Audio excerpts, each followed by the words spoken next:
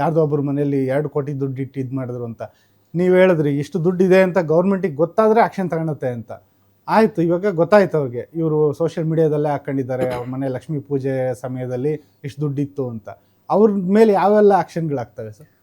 ಅವಾಗ ಆ್ಯಕ್ಷನ್ ಅಂದರೆ ಒಂದು ಅವ್ರಿಗೆ ಕ್ವಶನ್ ಕೇಳ್ತಾರೆ, ಇದು ಸೋರ್ಸ್ ಆಫ್ ಕ್ಯಾಶ್ ಎಲ್ಲಿಂದ ಬಂತಂತ. ಅವ್ರದ್ದು ಅಕೌಂಟೆಡ್ ಕ್ಯಾಶ್ ಇದ್ದರೆ, ಅವ್ರದ್ದು ಇನ್ಕಮ್, ಬಿಸ್ನೆಸ್ ಇನ್ಕಮಿಂದ ಅಥವಾ ತಮ್ಮ ಸ್ಯಾಲ್ರಿ ಇನ್ಕಮಿಂದ ಇರುವಂಥ ದುಡ್ಡನ್ನು ಅಲ್ಲಿ ಅಕೌಂಟೆಡ್ ದುಡ್ಡು ಇತ್ತಂದರೆ ಎಷ್ಟೇ ದುಡ್ಡು ಇರಲಿ ಅದಕ್ಕೇನು ಯಾವುದೇ ಒಂದು ತಕರಾರಿಲ್ಲ ಗೌರ್ಮೆಂಟದ್ದು. ನೀವು ಅನ್ಅಕೌಂಟೆಡ್, ನೀವು ಹೇಳಲಿಕ್ಕೆ ಆಗಲಿಲ್ಲ ಯಾರಿಂದ ದುಡ್ಡು ಬಂದಿದೆ, ಯಾಕೆ ಬಂದಿದೆ, ಯಾಕೆ ಮನೆಯಲ್ಲಿ ಇಟ್ಟಿದ್ದೀರಾ, ಸೇವಿಂಗ್ಸ್ ಅಕೌಂಟ್ದಲ್ಲಿ ಇಡೋ ಬದಲು ನಿಮ್ಮ ಕ್ಯಾಶ್ ರೂಪದಲ್ಲಿ ಯಾಕೆ ಇಟ್ಟಿದ್ದೀರಾ ಅಂತ ನೀವು ಹೇಳಲಿಕ್ಕೆ ನಿಮಗೆ ಒಂದು ಸರಿಯಾದ ಕಾರಣ ಇಲ್ಲ ಅಥವಾ ವ್ಯಾಲಿಡ್ ರೀಸನ್ಸ್ ನೀವು ಕೊಡಲ್ಲ ಅಂದರೆ ಅವಾಗ ಮಾತ್ರ ತೊಂದರೆ ಆಗುತ್ತೆ. ಅಂದರೆ ಆ ನೋಟಿಸ್ಗೆ ಕರೆಕ್ಟಾಗಿ ರೀಸನಬಲ್ ಸೋರ್ಸ್ ಎಲ್ಲಿಂದ ಬಂತು ಅನ್ನೋದು ನಿಮಗೆ ಗ್ಯಾರಂಟಿ ಹೇಳಲಿಕ್ಕೆ ಒಂದು ಸೋರ್ಸ್ ಇರಬೇಕು, ಪ್ರೂಫ್ ಇರಬೇಕು.